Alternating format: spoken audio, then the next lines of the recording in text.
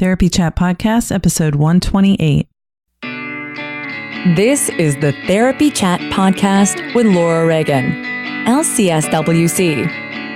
The information shared in this podcast is not a substitute for seeking help from a licensed mental health professional. And now, here's your host, Laura Reagan, LCSW-C.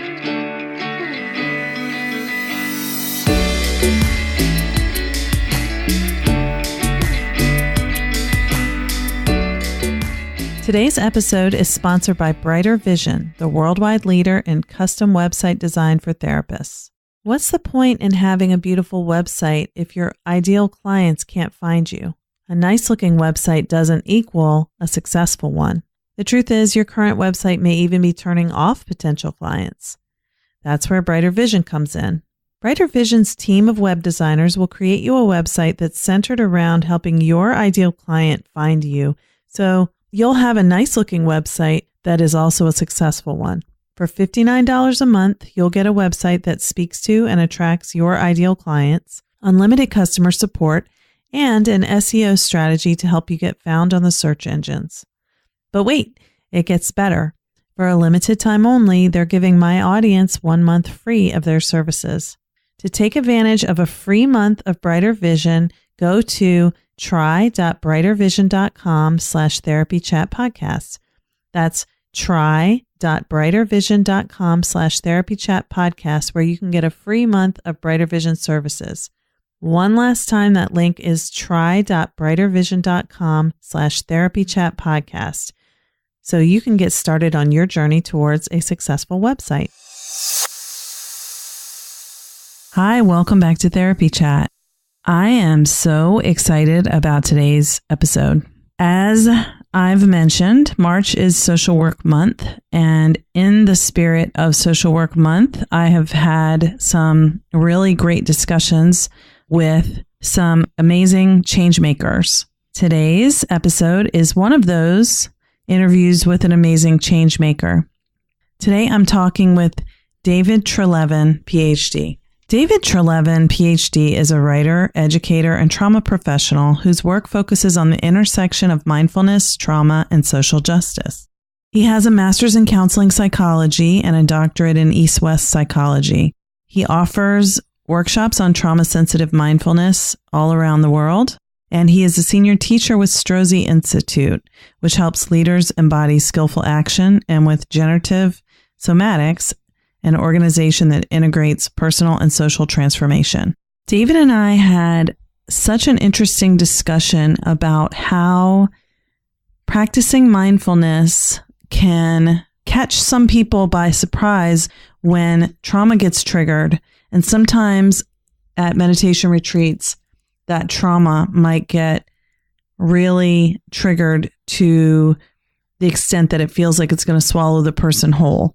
And the teachers at meditation retreats are not always familiar with how to recognize trauma, what it means, how to really help it.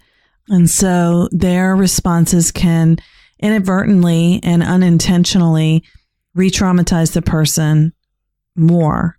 So David talks about his experience when he was at a mindfulness retreat and how that led him to write the book, Trauma-Sensitive Mindfulness, Practices for Safe and Transformative Healing. But as fascinating as that subject is, he is also weaving in the social justice perspective to trauma-informed work.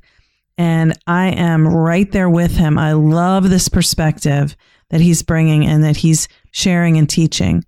So we got into a really interesting discussion, and I think you're going to enjoy it. So let's go ahead and get started with my interview with David Treleaven. Hi, welcome back to Therapy Chat. Today's interview is one that I have been so excited about and really looking forward to bringing to you. Today, I'm talking with Dr. David Treleaven. David, thank you so much for being on Therapy Chat today. Thanks for having me. The pleasure is all mine.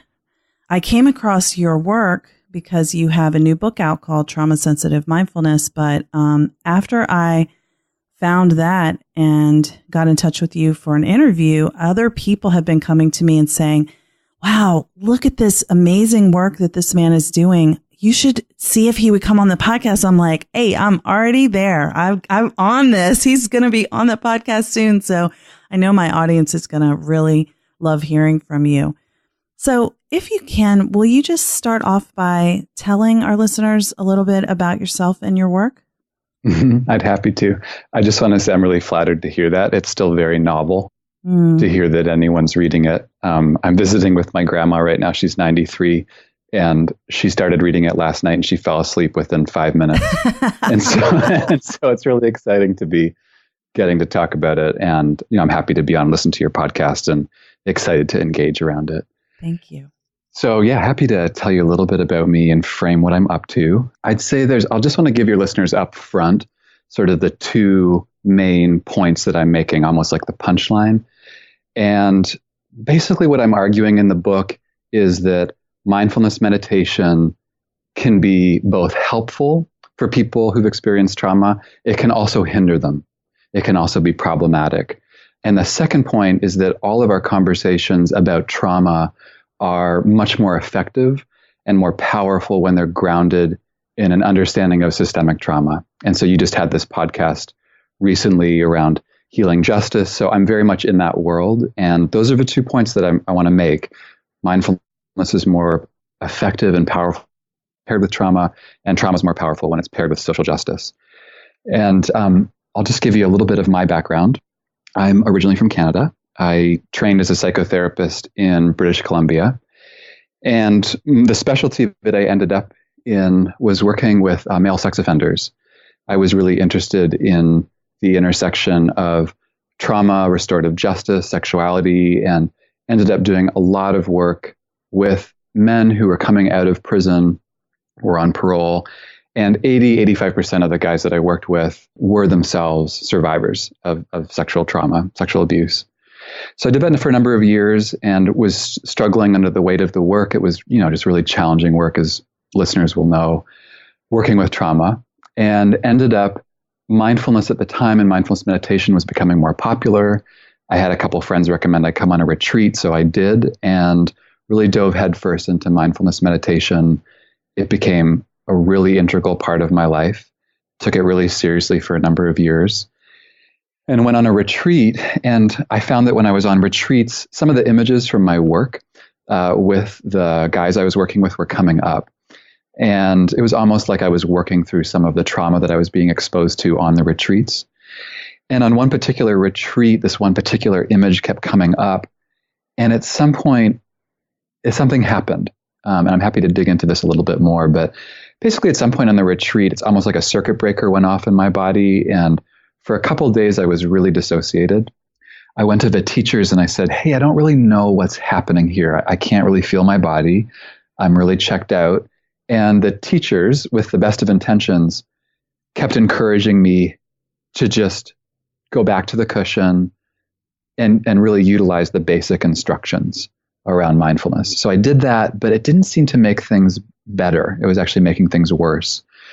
And then I got back after the retreat, and a couple people around me said, it seems like the retreats that you're doing are actually making things worse for you. They're exacerbating something.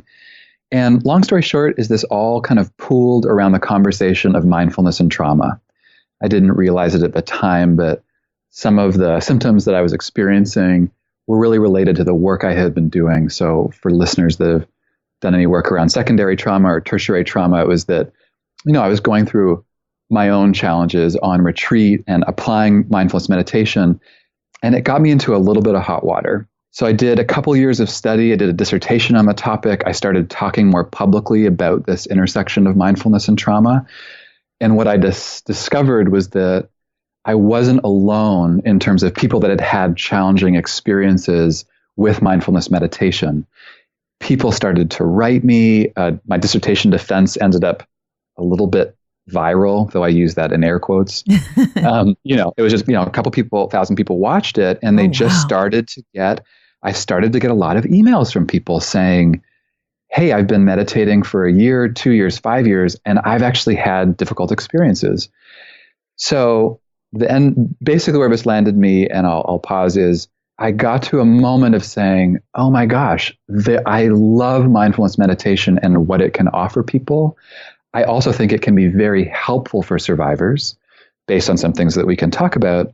But I also had the sense that there might have been people, a small percentage of people who were out there in the world who were falling through the cracks inside of meditation and inside of retreat structures. And so the primary question I've been in is, how do we leverage the potential benefits of mindfulness for survivors of trauma, while at the same time protecting people from the potential pitfalls of practice? It's been the guiding question around my research, around this book, and it's really the conversation that I'm now in, doing podcasts and coming more out into the world. It's really, I'm not coming here to the conversation to say I have all the answers, but I definitely have a number of suggestions about how to offer mindfulness interventions or mindfulness meditation in a way that's sensitive to the needs of survivors of trauma. Okay, that's wonderful. Thank you so much for sharing your experience, because to me, it's so powerful to hear how, you had been doing meditation, mindfulness practice for a while, and all of a sudden this thing happened that seemed like it was out of the blue. I understand that you're saying you would be meditating and you would have some, thoughts and images and some kind of stuff from your work coming up. But there was one time where something different happened. It was like a really deep reaction. Mm-hmm. Am I understanding that right? Yeah, that's right. It felt like, for the most part, mindfulness meditation and the practice was actually really helping me inside my clinical work. I was happier. I was more able to get some perspective and distance from strong emotions. I just felt more present for myself and the clients that I was working with.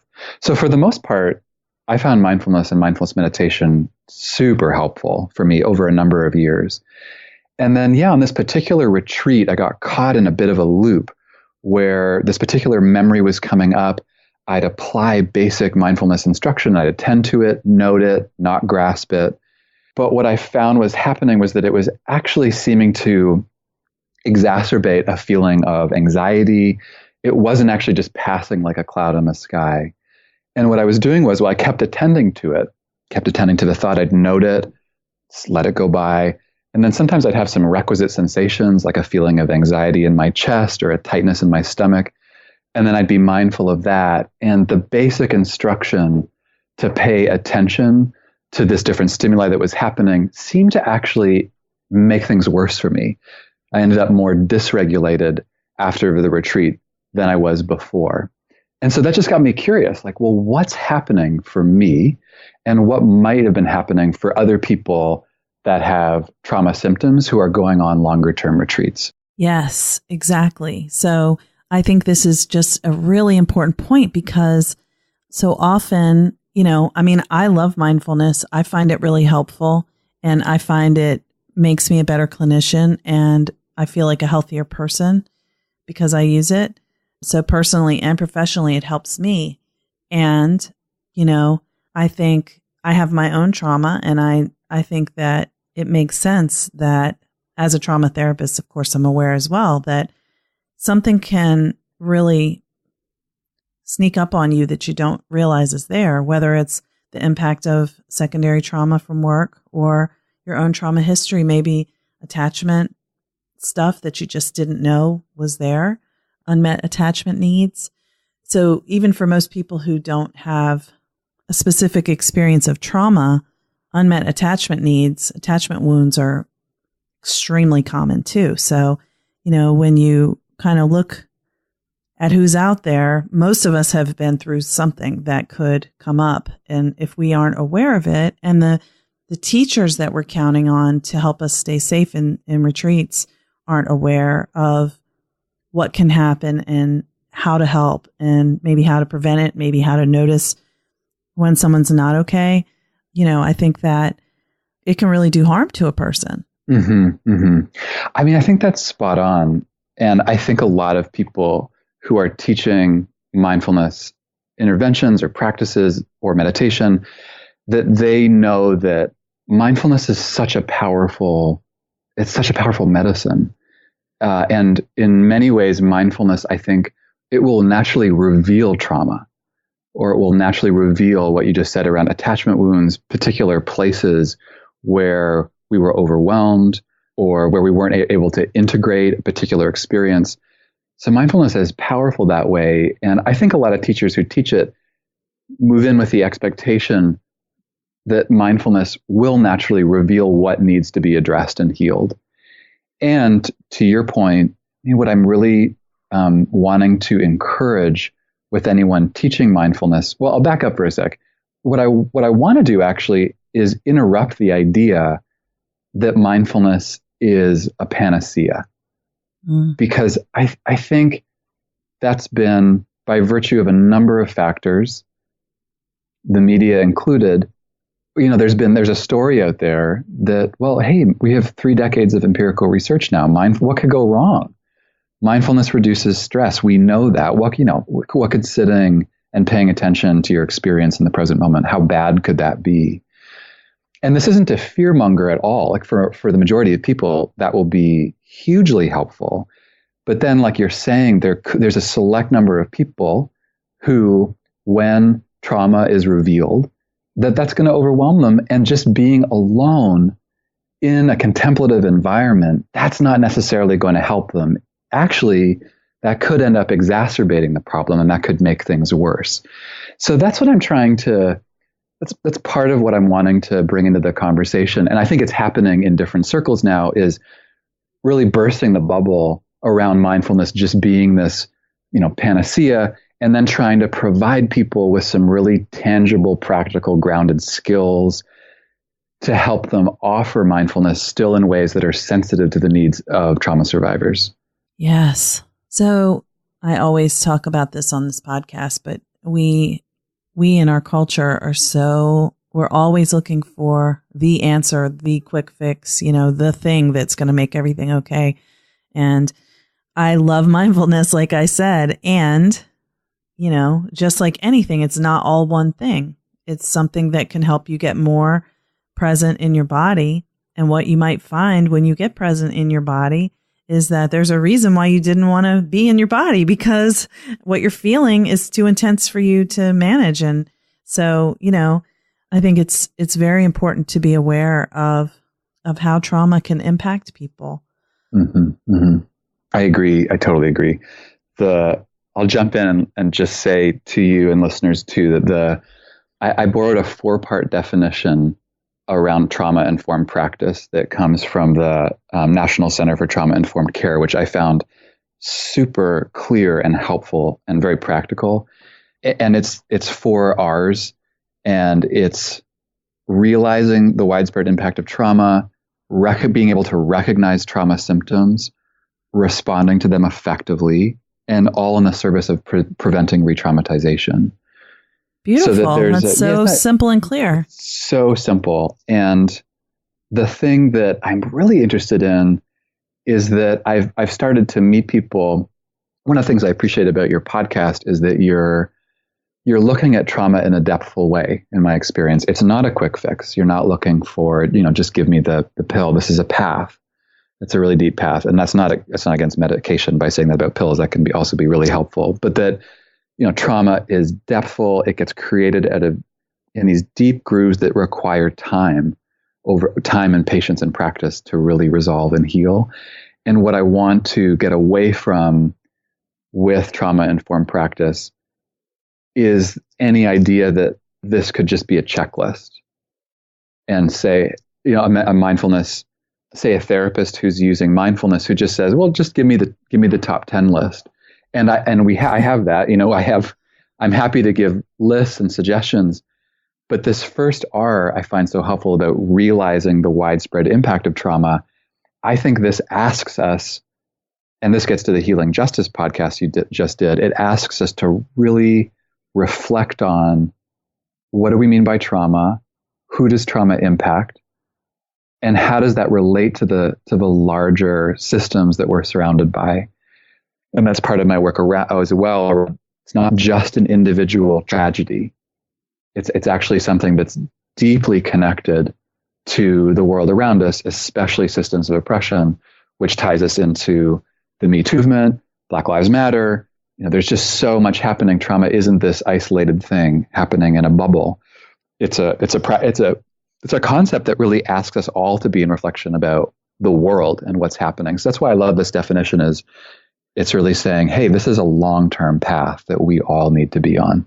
Yes. I love what you just said. I mean, it's like a different way of looking at the world. It's like, why are things the way they are? It's not really as random as it might seem. Like, why do we have wars? Well, there are reasons why we have wars. It's not just, oh, well, war is inevitable. No, there are, you can trace a path of how we got to that point, whatever conflict it is, like if you look back, you can see what led to this. And, systems of oppression, basically exist to, I guess, reinforce or give power to specific groups only. And that's it. Mm-hmm. Mm-hmm. So, when you look at it that way and you realize that plays it factors into how our culture got to be how it is, and all of the, the violence and the pain that people have experienced individually and collectively over generations. It's all playing a part in what's happening. These aren't just like things that are isolated and random. And, I love what you said on your website about things that may seem accidental are often, some groups of people experience a lot more of those types of quote unquote accidents than others. Right. I have to say that was one thing that really surprised me. I actually just hadn't, when I started learning about trauma, I thought, well, trauma is a bad thing. That it's the really, really bad thing that happens to humans. And, there are accidents. And when someone broke it down for me and said, well, actually accidents are not happening in a vacuum. Who are the people that need to do potentially more dangerous work? It's folks who are poor, working class, who really don't have options about what work they're doing in that moment. And so, it's all happening inside a very deep social context. And to me, one of the most practical things, folks that I've worked with will say, well, what does that mean for me as a clinician? Like what am I meant to do about that? Depending on one social context, really what's the move to make? And a lot of the stories that I've heard since doing research on the book was people that were going into mindfulness communities that were they're pretty privileged. Mm-hmm. Yes. Predominantly white folks, a lot of middle, upper class folks who had a lot of class privilege. So these were, friends of color, people that were moving in to these spaces and didn't necessarily, they weren't working with an active trauma, and yet they were in a space where they were fundamentally unseen and in many ways unsafe. And there are all these, folks have probably heard this term around microaggressions. Mm-hmm. The teachers are making assumptions, were failing to see the stresses that these particular folks who I knew were facing. And it just created an environment where it was like, this is so not practical for me to actually be doing deep transformative healing work. I can't because I don't feel safe. I don't feel seen.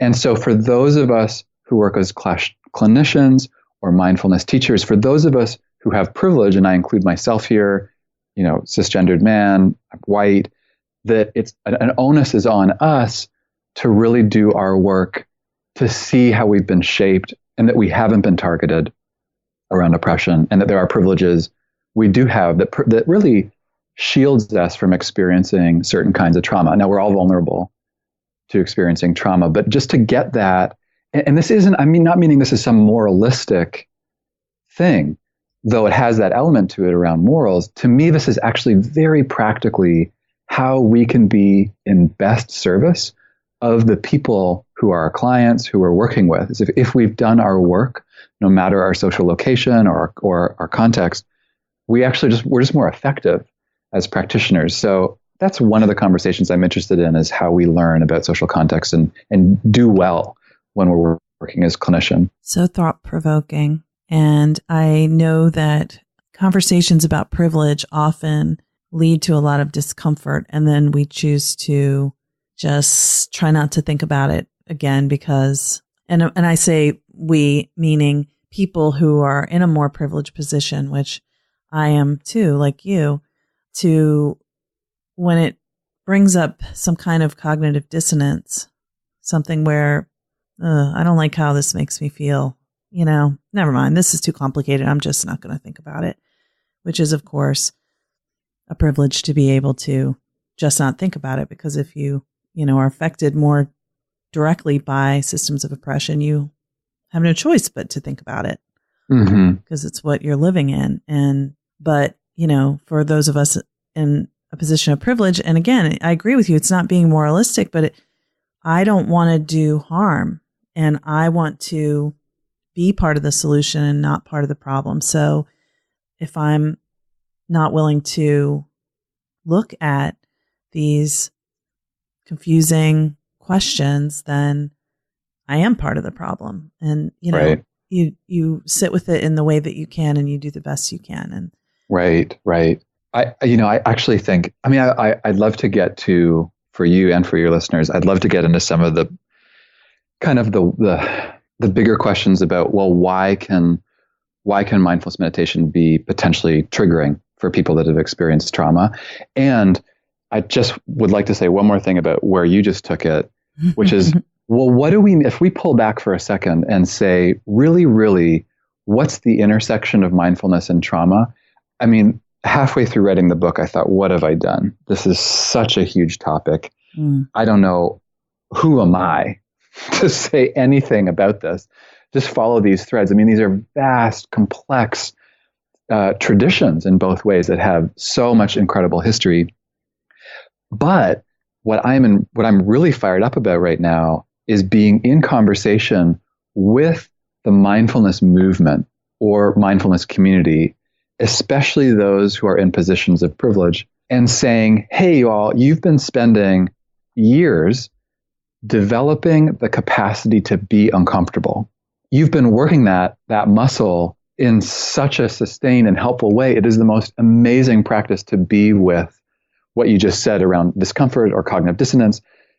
And what would it be like for the mindfulness movement to really turn and face the places where we tend to get uncomfortable and not have conversations? I think Me Too, I think Black Lives Matter is a prime example of places where folks who are in more positions of privilege will just pull back, myself included. I get uncomfortable, I check out, I don't want to be there. And what does it mean to take mindfulness as a power of mind and really apply it for the sake of justice, for the sake of more equity? And I think that's the long game that we're in when it comes to this conversation about mindfulness and trauma. I want to get into the weeds with you a little bit and say, well, why and what do we do? And I think that's the big play.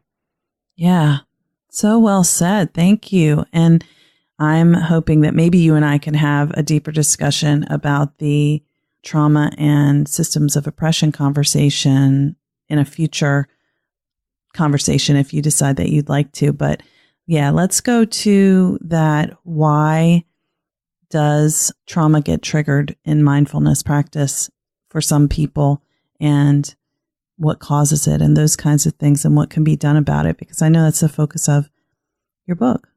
Yeah, definitely. Well, I'd be curious to hear what you think of this and whether it makes sense to you. But the primary argument here is that when you ask, well, I'll back it up for a second. Those who are trauma, the listeners, and I know you've been working with trauma, you know that people can often be bombarded. Survivors can be really bombarded by sensations, thoughts, flashbacks, intrusive thoughts, and this feeling of being out of control in the body. And so when you can just imagine if you're asking someone who has a history of trauma or who's actively experiencing trauma symptoms to be still and silent and to pay close, sustained attention to their present moment experience, that you can just assume that at some point they're going to bump in to the traumatic symptoms. that are really in their consciousness. Now that can be a great thing, but if you can just imagine being on a retreat, what it's like for someone who, say they're on a weekend retreat, they get halfway through, they start to feel really dysregulated because there's a certain sensation that they're feeling related to a trauma, and they open their eyes and they look around and everyone else is in their own space doing their own practice. And this gets into attachment conversations as well, because there's no one there to really attach with. Now, there might be a teacher there who you can have an interview with. You can request an interview, or you have one every day or two. But unless the teacher is versed in trauma, then they may just apply basic instructions, which is, well, just keep paying attention. Just keep bringing your mindful attention back to your predominant experience. And it can be problematic. Peter Levine, have you done any podcasts on somatic experiencing? Or has that been in the mix? Not somatic experiencing. I do talk about sensory motor psychotherapy, which is similar but not the same. Yeah. Awesome. Well, for folks who know it or are interested, it's a psychotherapeutic approach to healing trauma called somatic experiencing, developed by a biophysicist named Peter Levine. And I've done some training in somatic experiencing. And in one of his books, Peter Levine uses this myth, which I think is really helpful here, around Medusa. And for those who know the myth, Perseus is in the cave and has this task of trying to defeat Medusa. But if you look directly into Medusa's eyes, one turns to stone. It's her superpower. And Levine uses this myth, I think, so aptly around trauma. And to me, this is a real punchline of somatic experiencing work, which is more is not more when it comes to trauma and working with trauma skillfully. If you go, as a clinician, if you go right at traumatic symptoms, it can overload the system. And that won't be news to a lot of listeners. But for me as a new therapist, if someone's in an emotion, I'm thinking, I'm doing great. they're getting their money's worth. So just go into it, do more of that. And somatic experiencing really said, whoa, wait. Actually, people need to have a certain amount of resource before they can really integrate symptoms of trauma. And so Levine uses this myth to say, if you're going to be going at Medusa to try to heal, you're going to need to do it with some particular strategies. And my point is that mindfulness meditation is really plunking people inside of Medusa's cave, often without a lot of strategy or tools that they can use to avoid just looking at Medusa. Because if you can imagine, you put a survivor on the cushion and pay attention to their breath, but say, don't pay attention to your racing heart. It's so hard.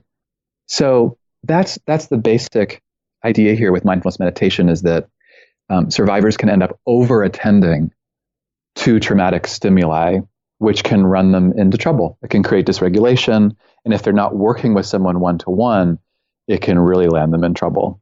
Yes, something you said about being at the retreat. I have never done mindfulness retreat yet, but it really made me think, if they go and ask for an interview and the person doesn't have an awareness of trauma, the teacher, and doesn't have maybe an awareness of attachment, or like so many people out there in the world, they may have their own attachment injuries that they don't know about. So their way of relating could be possibly to be a little bit dismissive, or it could seem dismissive, and how that could really, really exacerbate, because the attachment thing is, going to someone needing help and no one's there, or you're, you're denied the support you're seeking. And, so even though it may not be the intention of the teacher, if someone's trauma is really activated and they go and ask for help and the other person isn't really attuned to what they need, it could very much be re-traumatizing, like an attachment injury that might have happened when they were, a baby crying in the crib and no one came, Totally. And you're not going to go into a retreat knowing that you were a baby crying in the crib and no one came. I know. because we can't remember back that far, but our bodies do. Exactly.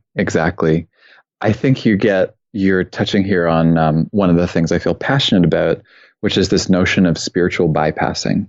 Oh, thank you for bringing that up. Oh, I love that you said that. Keep going. Yeah. So for folks that Robert Augustus Masters wrote a book on it, and the term, darn it, I'm going to forget right now. It was John Wellwood.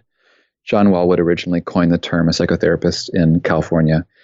And it's really saying, when are we using spiritual practice to bypass certain developmental steps that we need for healing? And I think that's some of the terrain that I'm in with the book. I want to hear what gets you jazzed about it. But just as an example.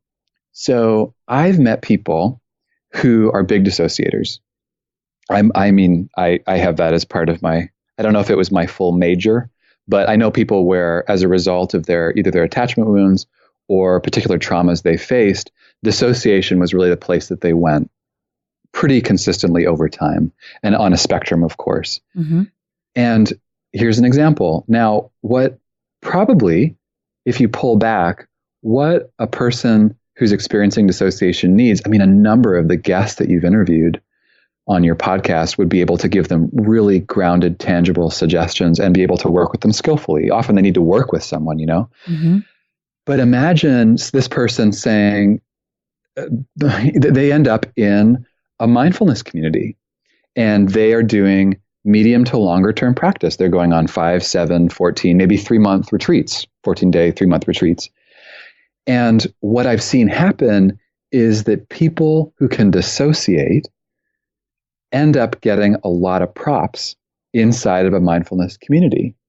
Now, not always, wow. But someone who said, hey, listen, I can sit down and I can basically sit there for 3 hours at a time. I don't move, because that's actually my safety strategy. That's actually a survival mechanism that is a well-worn groove inside my brain. And teachers would come up to them and say, your practice is so powerful, you are so skillful. And they were getting, you get the point. That they were getting reinforcement for this. Exactly, yes. Exactly. And they were thinking, well, I guess I'm a good meditator.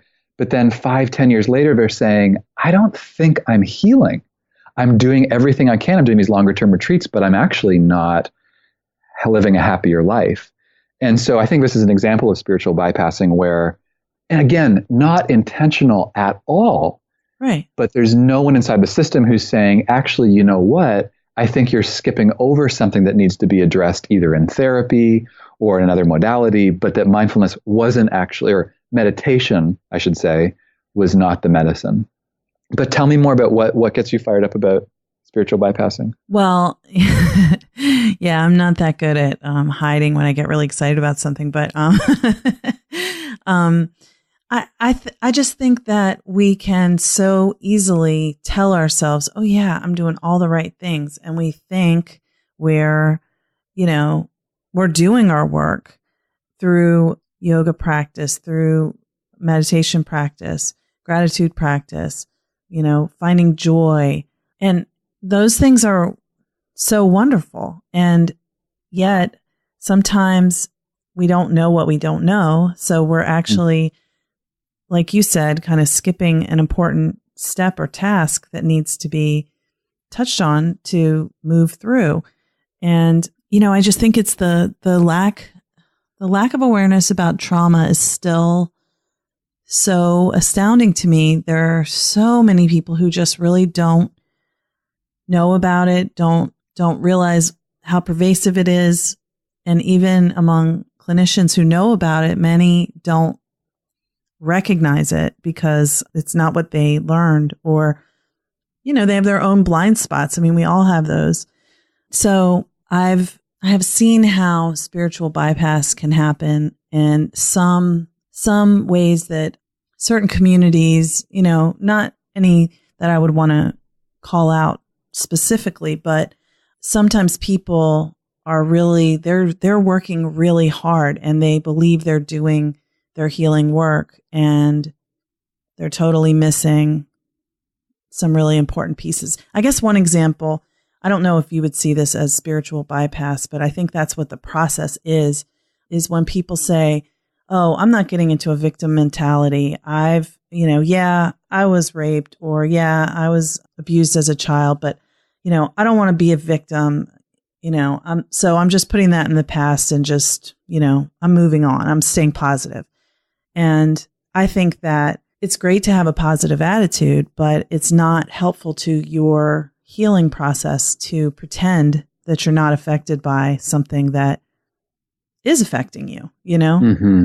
Mm-hmm. And so I think, we can quickly kind of dismiss our own pain and say that that's our healing journey. I'm not staying down in the negativity. I'm going towards the light. It's not, I don't have time for that. That's in the past, and it's like, if it's really in the past, then great. But if it's just something that you can't actually look at and you're telling yourself that you are looking at it, but you aren't, that's where spiritual bypass, I think. It can be a little bit frustrating because if I'm working with a client who has experienced trauma and I want them to be able to heal, and we're all on our own path, so I don't need to control someone else. That's my little blind spot, one of them. But, it's just like you want the person to see what they're missing. And if they don't see it, they just have to come to it on their own. But, if you gently try to get them to try to consider or be curious and they're just not there, that's just where they are, and that's okay. But, it's hard to see people suffering and unaware of what they might be missing that could help them in their healing process. So I think that spiritual bypass topic really is like something I get really into. Yeah. Me too. I think that's the domain that we're in here with this conversation. I actually, on your point, I think this is one of the things I've learned about trauma and I find so humbling is the way that you just can't BS trauma.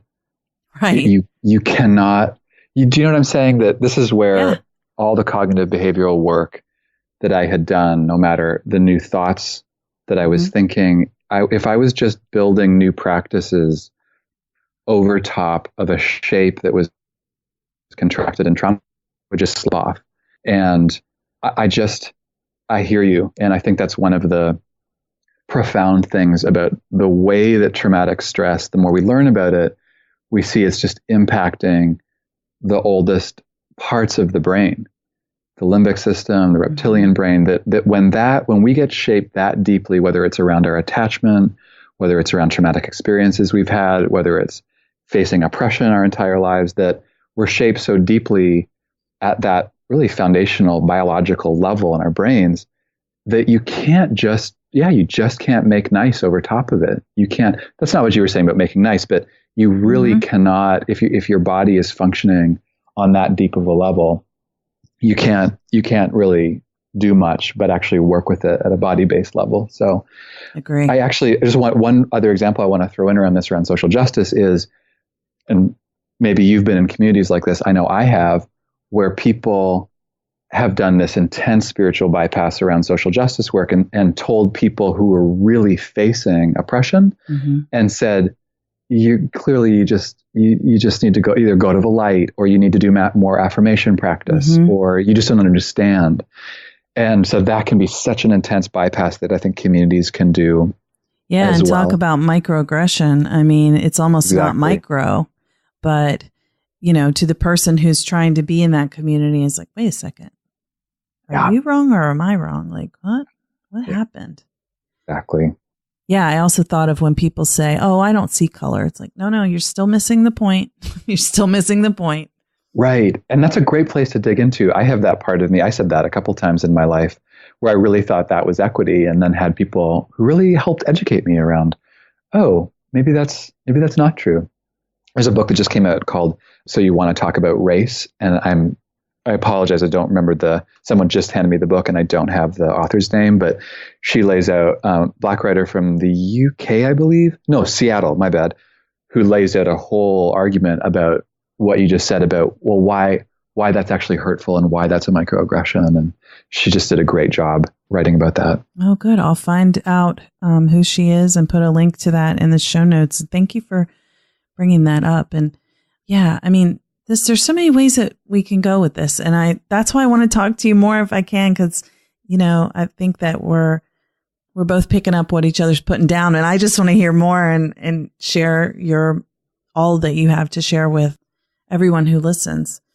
I guess to keep us focused on mindfulness and trauma for this conversation, what would you say about what can be done to help either, I don't think you can necessarily prevent, maybe you can help prevent and also to address when people's trauma does get triggered in mindfulness practice? This is what I'm learning about. Thanks for the question. And what I'm learning about this topic is that it's really easy to talk for however long we've been talking, 40 minutes, and not actually get into the practical suggestions, because it's just such an evocative and it's a topic that can go in so many different directions. So yeah, that's why, I mean, that's really the book. That was the whole thing, was to say, people were saying the book was originally a critique. And I brought it to a couple different publishers, and they said, well, if you're going to write a critique, you really need to help people who are going to ask the question, well, what do we actually do for those of us that are practicing mindfulness or teaching it? So I'm happy to give some headlines. And if there's any you want to go into here, I'm happy to, or folks can go and just check it out themselves. Definitely. I hope they will check it out themselves, because there's no way we could discuss everything that's in your book. I wish. Yeah. Well, I mean, a lot of them will be practical and common sense to folks. There's 36 different modifications that I cover in the book, and they range from things like taking a break, knowing this is around basic mindfulness meditation instruction, or using different anchors of attention. So in the Vipassana and insight movement, which is the meditation tradition that I came up in, a typical place to focus one's attention is the sensations of the breath. And that can be at the nostrils, that can also be in the belly. And for survivors, the breath, it's not often neutral. It's often highly charged with sympathetic responses that are either locked into the nervous system or are still being triggered. And so the breath is not an easy place for a lot of survivors to rest their attention. So one of the modifications can be offering people different anchors of attention to work with. That could be the sensations of one's buttocks on the cushion, or touching their knees, or working with sound. Like, there's lots of different options. And I'll give you one more, which is, and a lot of your listeners will know this, the importance of being an invitation into practice instead of a command. It's just, which for a lot of folks is common sense. And then for some folks, they just wouldn't have considered the importance of inviting folks in versus telling them. So, for a lot of trauma survivors, the feeling of being out of control is a big one, or that their trauma is connected to someone having dominated them, or just the simple languaging about inviting people in. Like, hey, if you'd like to, we'd like to invite you to close your eyes in the next couple breaths, instead of, okay, close your eyes, which just it's just a different tone. And so we want to create an environment without being, we don't want to go so far, I don't think, as to be so overly protective. Like, people have deep resilience. If survivors got this far, we want to respect that. And at the same time, there's all these modifications we can bring in that I think are just practical and helpful for us to have in our toolkit if we're working as clinicians or teachers. So those are a couple headlines. Yeah. What you said about inviting instead of commanding is just such a simple way to remind someone that the teacher knows that the person has a choice of what they choose to do, and not being powerless and not being without agency. Exactly. And I mean, I think you interviewed David Emerson at some point, trauma sensitive yoga. I mean, that's a huge component of trauma informed practice, especially around body-based practice, is people have to know, survivors have to know they're in choice. And what that opens up when they know that they have that choice and autonomy, and that it's granted in a really powerful embodied way and not just lip service, I think that can be profound. Just that alone can be profound. And some of the other things I talk about in the book, there's these different principles. One is, well, what do you do with attention? How do you work skillfully with attention? How do you work with the body? What do you do with relationship? I mean, a lot of mindfulness meditation is solitary for good reason, but how do you leverage interpersonal relationship, attachment? How do you leverage that towards trauma healing? What do we do around the meditation environment? If we're in an office as a clinician, like what are the things at a really practical level that we can do to set everyone up for success? That's what I'm most interested in. Oh, it's amazing. It's wonderful. And I mean, so practical because, everything you're talking about, I do practice in a trauma-informed way. I'm sure there are some times where I don't get it right, but, just knowing there are so many things, like you don't walk up behind someone, you don't, force people to sit with their back to the wall. You don't put something between, you and the person where they can't escape. And, just being aware of how someone what helps create a safe space. I mean, that's just so there's the safe container is so many things. It's not just the physical space, but your book sounds amazing. And the work you're doing is incredible. I'm really grateful that you were willing to come on to Therapy Chat and all the ways that you're out there spreading your message. I'm just really in awe. Thanks, Laura. Thanks. I really appreciate it. And thanks for all the work that you're doing and the people you're having on. And I know it's no small thing to hold what you're holding. So I welcome contact from you. Any listeners, they want to reach out and get a hold of me, they're definitely welcome to do that. My email's on here. So anytime or on my website, anytime. And I also want folks to know that 60% of the book is going to 3 different social justice organizations that are really doing work around shifting conditions of oppression that really exacerbate trauma. So if folks want to learn more about that or interested in engaging me about that, they can get in touch or they can just pick up the book and see what they think. Yeah. So please, David, tell our listeners where they can find you. And I would love if you wanted to tell them what organizations you're donating the proceeds to as well. So if they just look me up, it's davidtreleaven.com, so they can look on the website. That'll give lots of information about the book, where they can buy it, independent bookstores, larger ones, whatever they want. And the 3 groups are a group called Generative Somatics, which I partner with. It's a group we're doing social justice informed somatic work with organizers and activists, basically trying to empower them to be doing the work they're doing.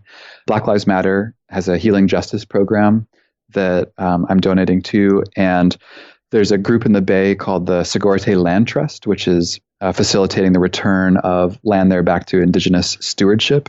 And that was a big nod for just the fact that I wrote this book in the San Francisco Bay Area and wanting to lift up Indigenous leadership and also the amazing activism that they're doing. So if folks want to learn more, they can go on the website and check it out.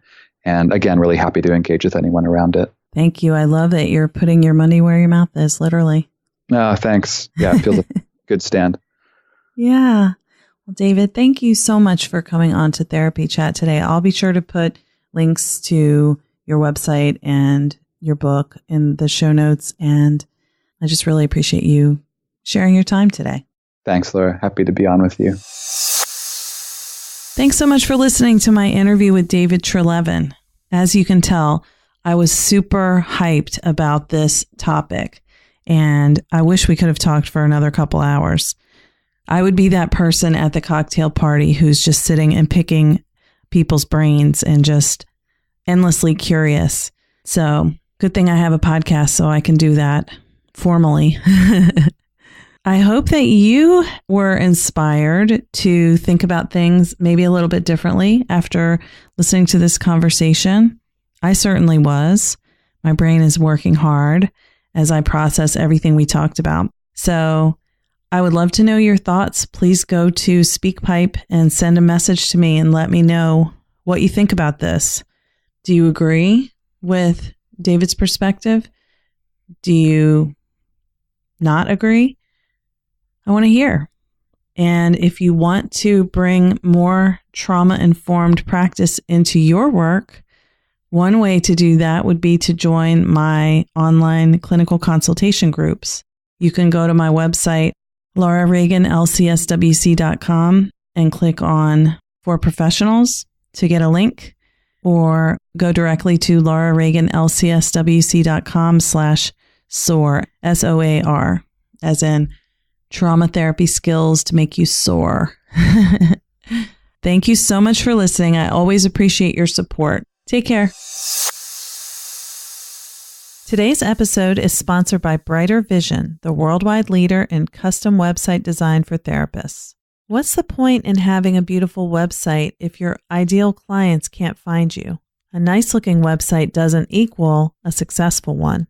The truth is, your current website may even be turning off potential clients. That's where Brighter Vision comes in.